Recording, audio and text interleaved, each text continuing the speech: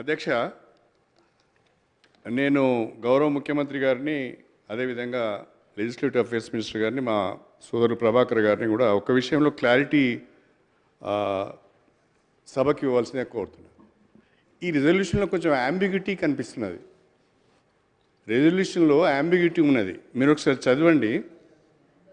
That this house resolves to take up A comprehensive door to door house hold survey అని దీంట్లో ఇచ్చారు. అంటే it's nothing but సమగ్ర కుటుంబ సర్వే. మళ్ళీ మీరేం మాట్లాడుతున్నారు, బలహీన వర్గాల సర్వే అంటున్నారు. నాకు కావాల్సింది ఏంటంటే మీరు సమగ్ర కుటుంబ సర్వే చేస్తున్నారా, బీసీ కులగణన చేస్తున్నారా? అది క్లారిటీ దీంట్లో లోపించిందని నేను అనుకుంటున్నా. అదొకటి చేయండి. ఒకవేళ ఇది సమగ్ర కుటుంబ సర్వేనే అయితే 2015లో ఆల్రెడీ సమగ్ర కుటుంబ సర్వే చేసినాం మనం. దానికి భిన్నంగా ఏమైనా చేస్తున్నారా? ప్లీజ్ ఇది క్లారిఫై చేయండి.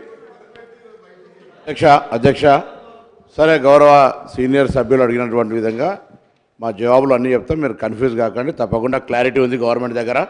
మేము మీ లెక్క కుటుంబ సర్వే సకల సర్వే బొంబాయికి రమ్మని, బస్సులో రమ్మని, ఎక్కడికైనా బుడ్రాయి దగ్గర అన్నట్టు అన్నికి చెప్పినట్టుగా మళ్ళీ మేము వినండి సార్. మీరు చెప్పినప్పుడు విన్నా కదా, మళ్ళీ మీరు ఇంత సీనియర్ సభ్యులుగా మీరు అట్లా మీకుండే కన్ఫ్యూజన్స్ అన్నీ తీసే బాధ్యత మాది.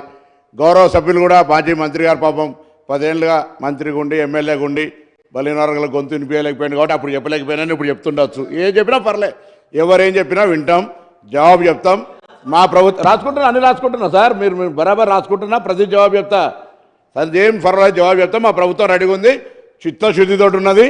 మీరైనా సలహాలు చెప్పారు, పాత మేనిఫెస్టోలకు సంబంధించిన చెప్తే దానికి సపరేట్ చర్చ చేయండి, దానికి సంబంధించి ఒక సమయం అడగండి, షార్ట్ డిస్కషన్ నోటికి అని అది చేయండి.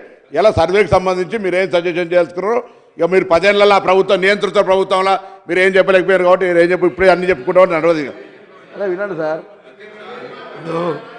శ్రీహరి గారు సార్ నేను